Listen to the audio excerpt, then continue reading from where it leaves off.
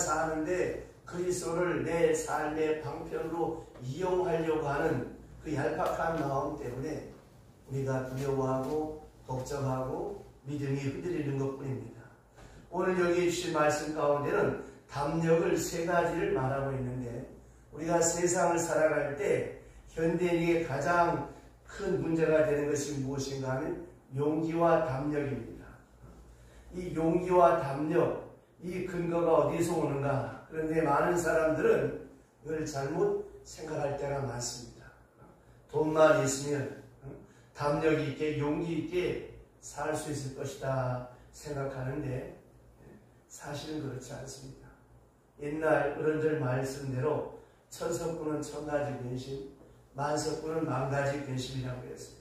물론 돈이 있으면 어느 정도 용기가 생겨집니다. 옛말에 무일푼이면 무안색이라고, 돈이 없으면 안색이 변하고, 친구를 만나도 돈이 없으면 반갑지는 않습니다. 또 친척을 만났을 때나 누구를 만났을 때도 내 주머니에 돈이 없으면 어깨가 축 늘어질 수밖에 없는 거예요. 이 경제라고 하는 것이 때로 사람에게 약간의 용기를 줍니다마는, 그러나 이것은 궁극적으로 진정한 용기가 되지 못합니다. 또 하나 사람에게 용기를 주는 것이 무엇입니까? 아는 것입니다. 그래서 이 지식, 이 공부를 해야 되고 많이 알아야 우리가 무식하다 소리를 듣지 않고, 무지해서 우리가 알지 못해서 두려워하고 걱정하고 염려할 때가 얼마나 많습니까? 가장 쉬운 예로 우리가 어떤 길을 갈 때도 내가 아는 길을 갈 때는 훨씬 운전하기가 쉬워요. 그러나 모르는 길을 갈 때는 운전하는데도 신경이 많이 쓰이고 피곤합니다. 그것처럼 내가 사업을 경영하거나 어떤 일을 할 때 어느 정도의 지식이 있으면 거기에 대해서 용기가 생겨질 수가 있습니다. 이 용기라고 하는 것이 이렇게 지식이나 혹은 어떤 물질로 인하여서 우리에게 생겨지기도 하고, 또 하나가 무엇입니까? 이 권세, 높은 지위에 오르면 이 용기가 생기고 힘이 생긴다고 생각합니다. 어느 정도 힘도 있고 용기도 있어요. 그런데 그 당사자는 그 자리에서 언제 쫓겨날까, 언제 밀려날까 싶어서 또 걱정하게 됩니다. 또 명예를 얻으면 힘이 생기고 용기가 생길 것 같아서 세상에 이런저런 좋은 일을 많이 해서 많은 사람들 앞에 지적을 쌓아서 내 명예를 높이려고 하는데, 이것도 역시 이 바람 앞에 등불 같은 것입니다. 자, 이런 것보다 더 중요한 용기는 어디서 옵니까? 도덕적 용기입니다. 그래서 살아온 말입니다. 어떤 경우에도 윤리적 질서와 도덕적 질서가 바로 되지 아니하면 기쁠 수 없고 행복할 수 없고 용기가 있을 수가 없다고 파스칼이 그에 져서 황세에서 그렇게 말하고 있습니다. 자, 이런 도덕적 용기보다 더 높은 궁극적 용기가 세 가지가 있는데, 오늘 주신 말씀에 보면 그 세 가지를 사도 바울이 우리에게 말씀하고 있습니다. 첫째가 무엇이냐? 생사의 문제고, 둘째가 하나님의 뜻에 대한 문제고, 세 번째가 오늘 말씀이 뭐라고 했어요? 소망에 따라 사는 부끄럽지 아니한 생. 이 세 가지, 이 소망에 부끄럽지 않은 그것이 바로 용기라. 이렇게 사는 사람은 어떤 일을 당해도 무슨 일을 만나도 담대할 수 있다는 것입니다. 자, 그래서 먼저 생각할 것은 생사의 문제입니다. 살든지 죽든지, 살고 죽는다고 하는 이 문제가 여러분 얼마나 중요합니까? 사람은 다 죽음 앞에서 두려워하는 거예요. 사느냐 죽느냐. 하기는 우선 사람이 살기 위해서 한마디로 말하면 죽지 않으려고 벌벌벌벌 떠는 그런 초라한 존재이기도 합니다. 죽음 앞에서 용기가 있어야 되는데 우리가 이 죽음 앞에서 두려울 때가 많잖아요. 당장 우리가 병원에 가서 건강검진하고 돌아와서 그 결과를 보러 갈 때 얼마나 마음이 초조하고 불안합니까? 이 생사의 문제가 해결이 안 된 사람은 걱정과 근심과 염려 가운데 빠질 수밖에 없습니다. 가끔 병원 신방에 가보면 목사의 마음을 위로하는 분들이 있어요. 오히려 걱정하면서 이렇게 초조하게 임종을 기다리는 사람을 어떻게 위로해야 될까 하고 그 병원에 다 가보면 그분은 아주 이 죽음의 준비가 확실하게 되어 있어요. 부활 신앙이 확실했어요. 그리고 아무 걱정도 없어요.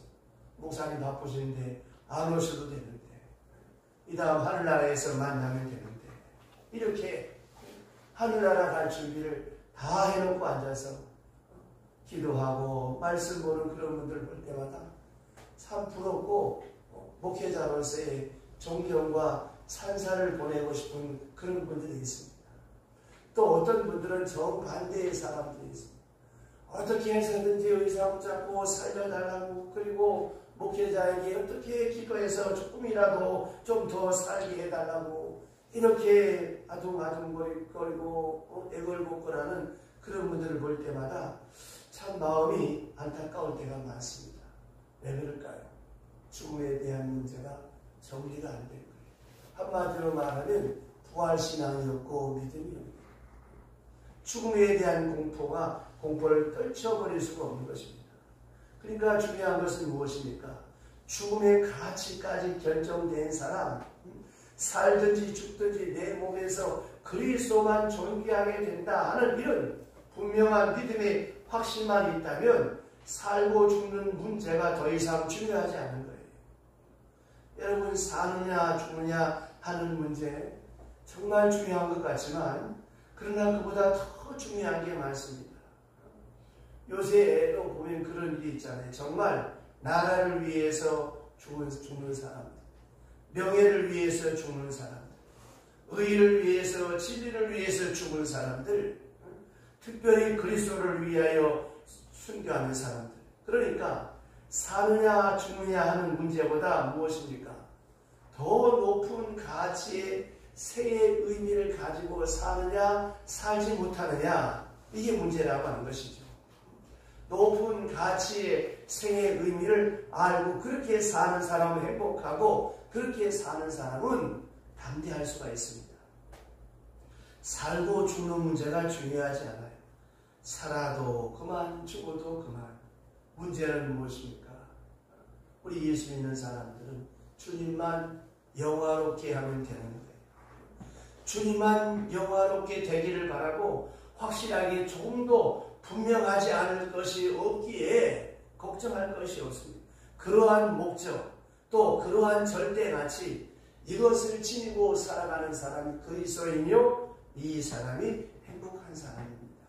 그래서 살든지 죽든지 내가 살아서 하나님께 영광이 된다면 내가 살 것이고 스테반처럼 돌에 맞아 죽지만 죽어서 하나님께 영광이 된다면 언제든지 어떤 모양을 할 것입니다. 이렇게 완전히 살고 죽는 문제를 처리하고 그리고 세상을 사는 사람이 그리스도의 사람이요 복된 사람이요 또한 용기의 사람입니다. 그래서 초대교회 성도들은 그 모질고 무서운 핍박 가운데서도 사자밥이 되어서 사지백체가 찢겨가는 상황 속에서도 저들은 웃으면서 노래하면서 죽을 수가 있었어요. 그럼 여러분 냉정히 생각해 보세요. 두 가지. 그 정신병자든지 그렇게 죽은 사람은 정신병자든지 아니면 정말 믿음이 좋은 부활에 확실한 소망이 있는 사람이든지 둘 중에 하나일 거 아니겠습니까? 더 중요한 것은 거짓된 것은 사람에게 확신을 주지 않아요. 진실만이 사람에게 확신을 줍니다. 만약에 부활이 가짜라고 한다면 아무리 내가 자기 체면을 걸고 신념으로 생각으로 자기 마음을 진짜야 가짜를 진짜야 한다고 해서 그게 진짜가 되지는 것입니까? 거기에 목숨을 걸 수 있겠어요? 그럴 수는 없는 것입니다. 분명한 진리의 말씀을 듣기에 저들은 그 죽음을 두려워하지 않았어요. 이 생사의 문제에 대해서 분명한 믿음이 있고 분명한 확신이 있는 사람은 오늘 죽어도 걱정 없고 내일 죽어도 걱정 없고 그래서 목사는 항상 세 가지를 준비하는 거예요. 이사갈 준비, 설교 준비, 죽을 준비. 이 세 가지. 빨간 날이라고 해서 목사 쉬는 거 아니에요. 아무 상관이 없어요. 일반 사람들이야 공휴일날 가게 문 닫고 쉰다고 하지만 목사님도 그거 상관이 없어요. 어차피 주일을 맞이해야 되고 또 시간 새벽 기도해야 되고 수요 예배 드려야 되고 말씀의 준비 속에 사는 거예요. 이렇게 여러분 항상 준비된 사람은 걱정할 것이 없어요. 죽음의 문제도 마찬가지입니다. 우리가 애써서 살려주세요 할 것도 없어요. 내가 더 살아서 하나님께 영광이 될 것 같으면 하나님은 얼마든지 나를 살려주실 거예요. 이 죽음의 문제에 대해서 분명한 확신 있는 사람 용기가 있고, 다음 두 번째 오늘 19절 보세요. 자, 19절 다 같이 큰 소리로 시작. 이것이 너희 간구와 예수 그리스도의 성령의 도우심으로 나를 구원에 이르게 할 줄 아는고로. 자, 이것은 아주 신비롭고 깊은 말씀입니다. 여기에 구원, 이 구원은 내 구원에 이르게 한다라고 하는 이 말은 좀 뜻이 특별한데, 우리는 구원하면 무엇입니까? 죄로부터 구원받고 천당 가는 것, 이것만 우리가 궁극적으로 구원이라고 생각을 합니다. 일단 세상 죄로부터 구원받는 것, 그 다음에 시험으로부터 구원받는 것, 이런 생각을 하게 됩니다. 대개 이제 이 구원이라고 하는 개념이 세 가지로 나누어지는데, 하나가 말하자면 애굽에서 이스라엘 백성이 나오는 거, 이거 구원이지요. 또 한 가지 가나안 복지에 들어가는 거 구원이지요. 그리고 세 번째는 매일매일 당하는 많은 시험에 빠지지 않고 구원받는 것, 이게 구원이지요. 자, 이 세 가지 차원의 구원을 생각합니다. 과거, 현재, 미래를 생각합니다만은 오늘 여기 주신 말씀에 나타난 구원은 조금 다른 의미가 있어요. 무슨 구원이냐? 감옥에서 나오는 거예요. 예수님 말씀 중에도 이런 구원이 있죠. 예수님께서 지나가다가 내 죄 사함 받았느니라, 내 죄가 너를 구원하였다라고 하는 말씀을 하십니다. 여기서 내가 구원받았다, 구원받으리라는 말은 무엇입니까? 그것은 병이 낫는다고 하는 뜻입니다. 그건 그 사람이 천당 간다는 말이 아니에요. 자, 문둥병이 걸렸는데 문둥병이 깨끗해지고 지금 죽을 병에 걸렸는데 살아나고, 그런 의미에서 구원이지, 이것은 영적인 궁극적인 그런 구원을 말하는 게 아니라는 것입니다. 이 구원 얻는다는 말의 의미가, 자, 내 믿음이 너를 구원하였으니 따라 평안히 가라 할 때 이 말은 무엇입니까? 너 천당 간다, 그 소리가 아니에요. 내 병이 낫는다는 소리죠. 그런 의미에서 병 걸렸던 사람이 병으로부터 낫는 것, 자유함을 얻는 것, 그것을 구원이라고 말합니다. 그러나 오늘 본문에 말하는 사도 바울의 구원의 개념은 무엇이냐? 지금 바울이 감옥에 있잖아요. 감옥에 갇혀서 고생합니다. 지난 시간에 말씀드린 대로 내가 감옥에 있음으로써 친위대 안에 복음이 전파되어지고, 또 밖에 있는 사람들이 사도 바울을 사랑하는 사람들이 열심히 기도하고 복음을 전하게 되고, 또 그런가 하면 사도 바울과 이 경쟁, 라이벌인 사람들, 질투하는 사람들은 그 질투하는 마음으로도 복음을 전합니다. 자, 이걸 다 생각해보면 참 하나님의 뜻이 신묘막측하고 오묘하다 하는 생각을 합니다. 왜냐? 나 사도 바울이라고 하는 사람이 감옥에 들어가 있으므로 전도도 안 되고 복음의 문이 닫힌 줄 알았는데, 오히려 반대로 복음의 문이 더 활짝 열려서 시위대 안에 있는 사람들에게 복음을 전할 수 있게 되고, 내가 감옥에 갇혀 있으므로 많은 사람이 내 대신 전도하고 기도하고, 또 나를 시기하고 질투하는 사람들이 더 열심을 내서 전도하게 되고 복음을 전하는 이런 것을 볼 때, 참 하나님의 역사가 신명합적하다. 그렇다면 하나님, 나 이대로 감옥에서 죽어도 좋습니다. 이런 마음입니다. 분명히 이렇게 하나님의 구원의 역사가 오묘한즉, 이 복음의 역사가 오묘한즉 여기에 머물지 않고 분명히 내가 이제 감옥에 나가서 이 모든 것을 간증하면서 많은 사람들 앞에서 자유롭게 복음을 전하게 될 그날이 올 것이다 라고 하는 것을 믿고 있습니다. 바로 그 믿음을 가르치는 거예요. 그래서 구원에 이르게 할 줄 안다. 그러기 위해서 사도 바울은 또 고마워하는 게 있습니다. 너의 간구와 예수 그리스도의 성령의 도우심으로. 자, 두 가지. 너의 간구와 너희들이 나를 위해서 그렇게 기도하는데 왜 이 일이 이루어지지 않겠느냐라고 하는 것입니다. 그렇습니다, 여러분. 어떤 일이든지 어떤 사건이든지 간에 우리가 기도하는데 조그만 일에도 말입니다. 하나님께서 오묘하게 역사합니다. 많은 성도들의 기도가 거기에 함께한다고 하는 것. 그래서 구원의 역사가 이루어질 것이고 내가 감옥에서 나가게 될 것이라고. 너희들이 감옥에서 나가게 하기 위해서 나를 위해서 이렇게 열심히 기도하는데 살아계신 하나님께서 어찌 무심할 수 있겠느냐. 분명히 너희 기도 때문에 내가 감옥에서 구원받는 일이 있어질 것이라고 그렇게 확신하고.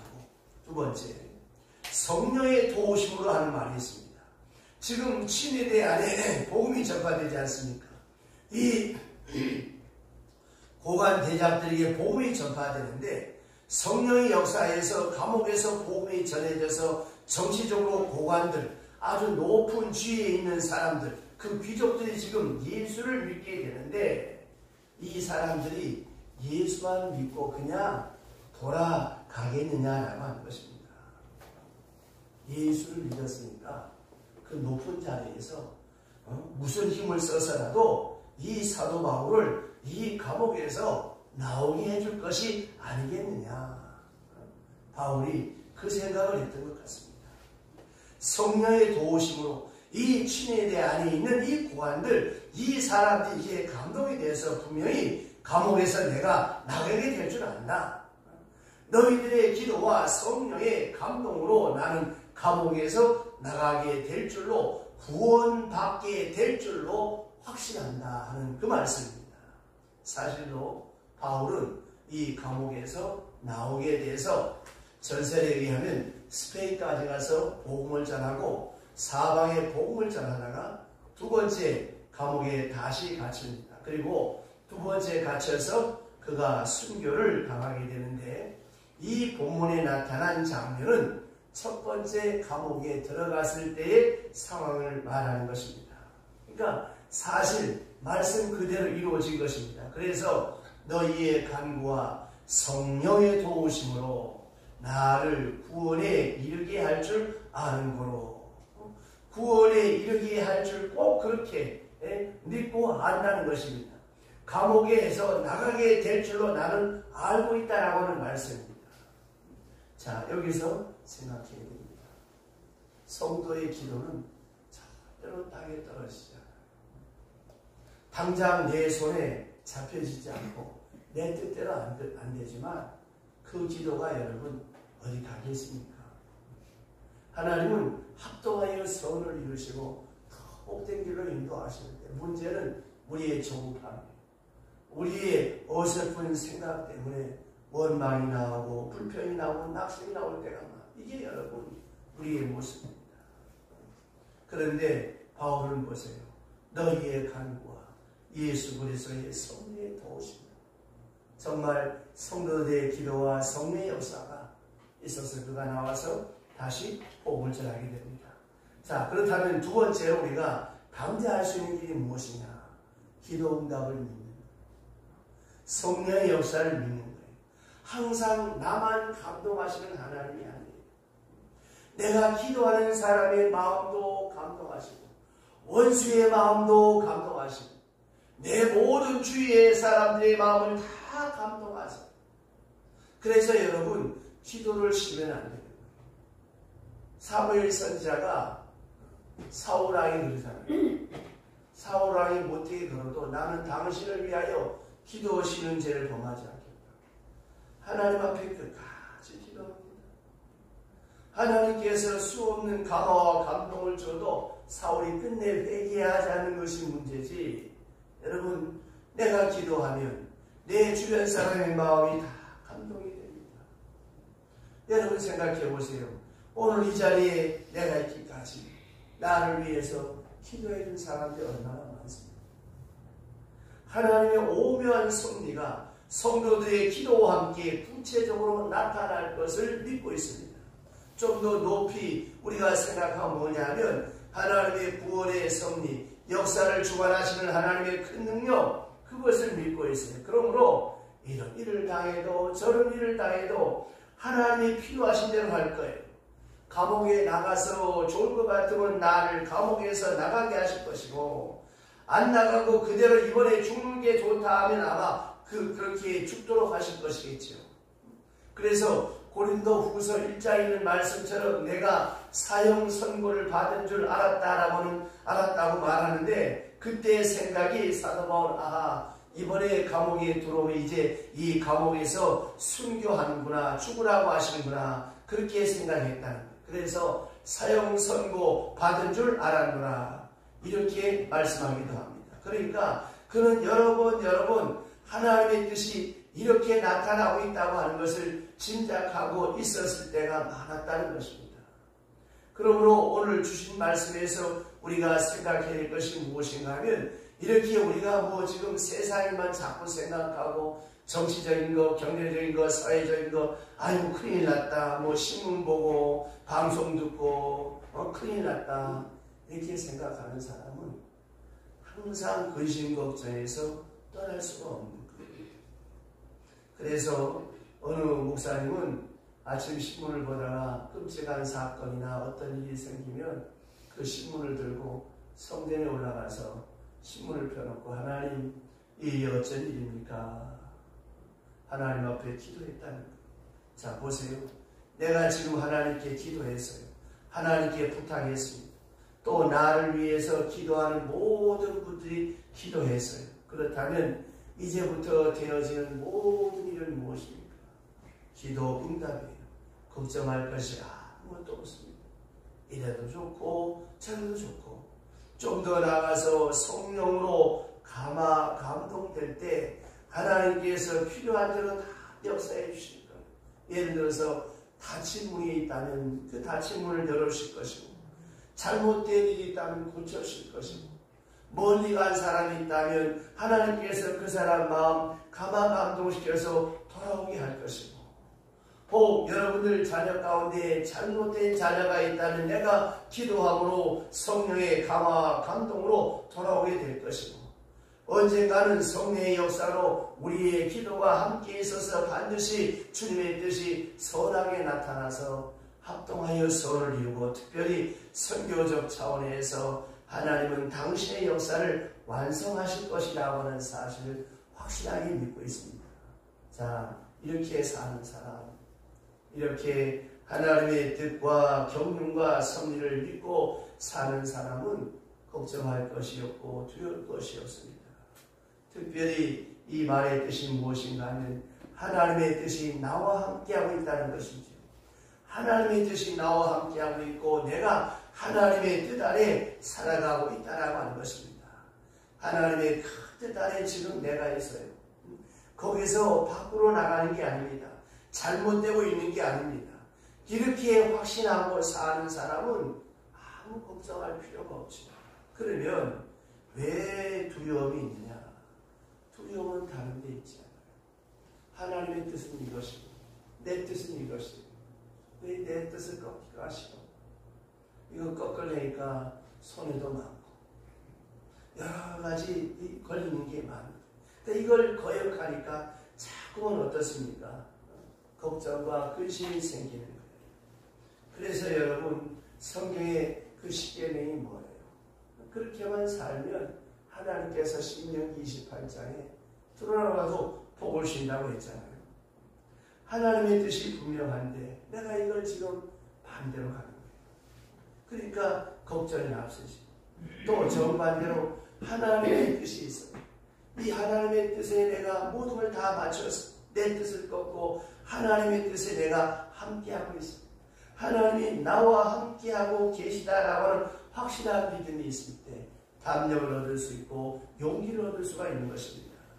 그 다음 세 번째, 오늘 주신 말씀을 자세히 살펴보시면 20절 보세요.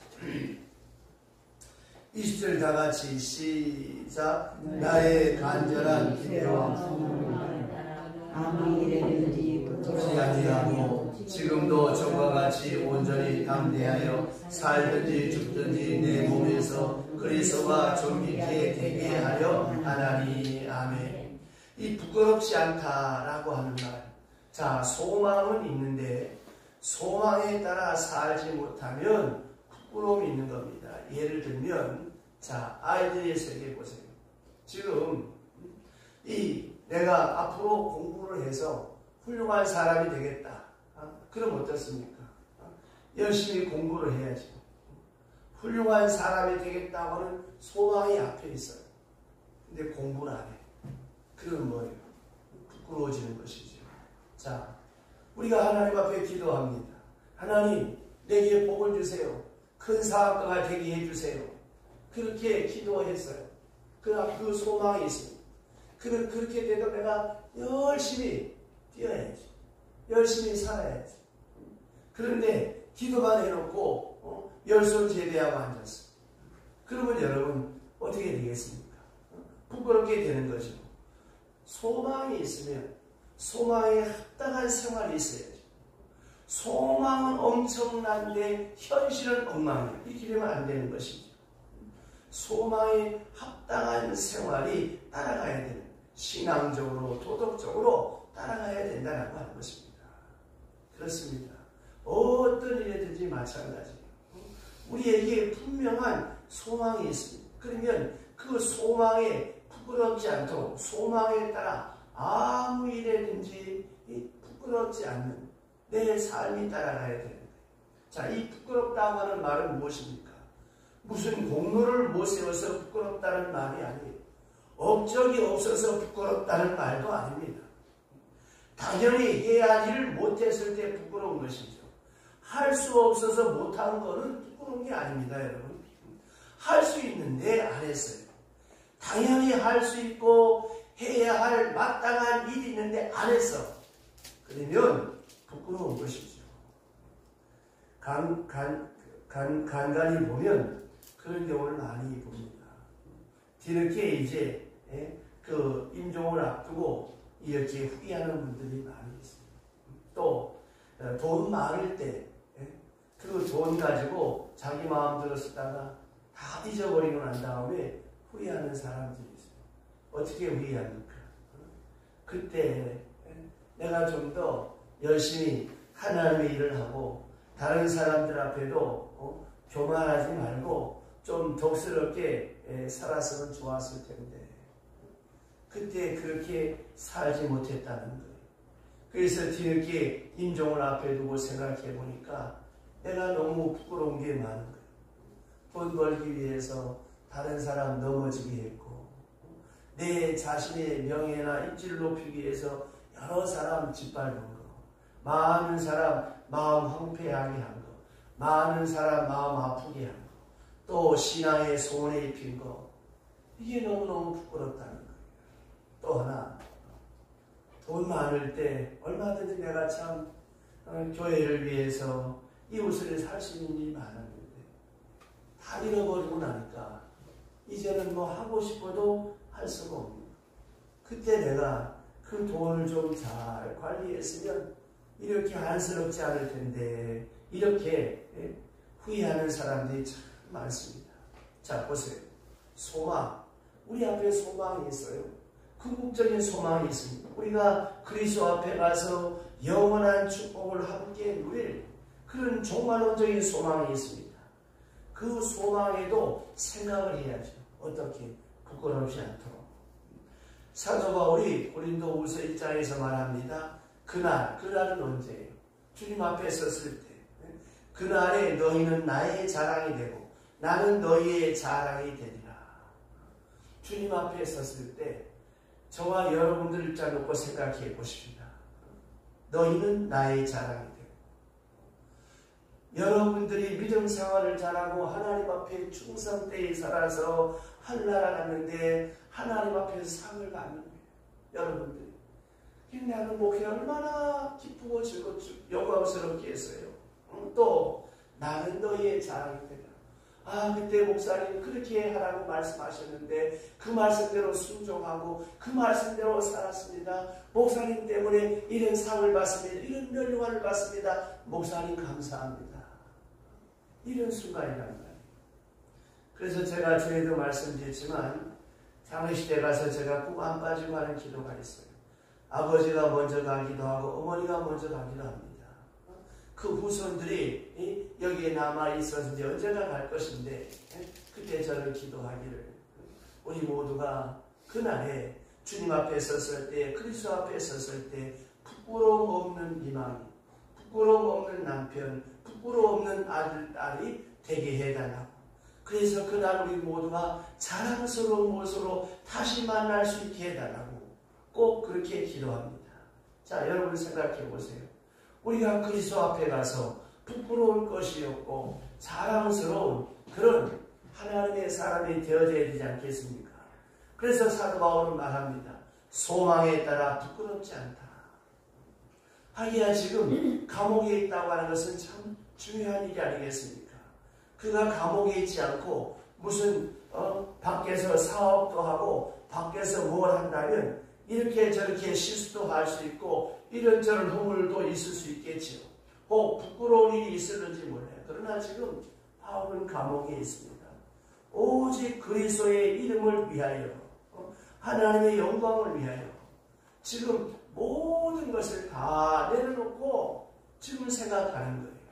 내가 여기서 죽으면 지금 바로 하나님 앞에 갈 것인데 아주 조금도 부끄러움이 없다는 얼마나 편안한지 내가 여기서 지금 죽어서 하나님께 영광이 된다면 그것도 감사한 것이고 또한 내가 여기서 지금 다시 살아서 나가서 복음을 전할 수 있다면 이것도 하나님께 영광이다. 그래서 바울은 지금 감옥에서 아주 제일 깨끗하고 제일 부끄러웠고 제일 당당한 순간에 이렇게 필리포 교회 교인들에게 이렇게 권면하는 거예요. 소망과 기대를 따라 아무 일에든지 부끄럽지 않다. 전과 같이 이제도 담대하게 살든지 죽든지 내 몸에서 그리스도만 존귀하게 되기를 원한다. 얼마나 멋있는 모습입니까? 자, 이제 바울이 얼마나 남았는지 알 수 없습니다. 이제 그는 남은 시간을 이렇게 멋지게 아름답게 거침없이 사람 앞에서나 하나님 앞에서나 하늘을 보나 땅을 보나 부끄러울 것이요. 그래서 나의 간절한 기대와 소망을 따라 그 소망을 대할 때 나는 부끄러움이 없다. 오히려 담대하다. 그래서 살든지 죽든지 내 몸에서 그리스도만 존귀하게 되기를 바란다. 이렇게 사는 사람은 때거리가 없어도 걱정할 것이 없습니다. 어떤 일을 만나도 염려할 것이 없습니다. 여기 몸에서라고 하는 이 말은 참 중요한 의미가 있는데 이건 뭘 말하느냐 하면 육체의 바디를 말하는 것이 아니라 구체적인 생활을 말하는 거예요. 육체를 가리키는 말이 아니라 내 일반 생활, 살든지 죽든지 내가 지금 무슨 일을 하든지 내가 하는 모든 일, 이 구체적인 현실적인 생활 전부를 통해서 내가 밥을 먹어도 잠을 자도 일을 해도 돈벌이를 해도 뭐예요? 오직 주님만 영광스럽고 그리스도만 존귀하게 되기를 바란다고. 이와는 반대의 생활이 가끔 있어서 문제죠. 예수에게 욕이 돌아가던 말들. 나 편하면 되고 나 존귀하면 되고 내 이름 손해보면 안 되고 이렇게 살아가기 때문에 문제라고 하는 것입니다. 진정한 그리스도인 하나님의 사람이라면 믿음의 열륜이 깊어가면 깊어갈수록 어떠해져야 되겠습니까? 나야 어떠하든지 내 몸에서 그리스도만 높임을 받을 수 있다면 나는 아무 소음이 없다. 자, 그런 의미에서 우리 21절 한 번 더 큰 소리로 읽겠습니다. 21절 시작. 이는 내게 사는 것이 그리스도니 죽는 것도 유익함이라. 한 번 더 시작. 이는 내게 사는 것이 그리스도니 죽는 것도 유익함이라. 이 은혜가 함께 하시길 주의 이름으로 축원합니다. 기도합시다.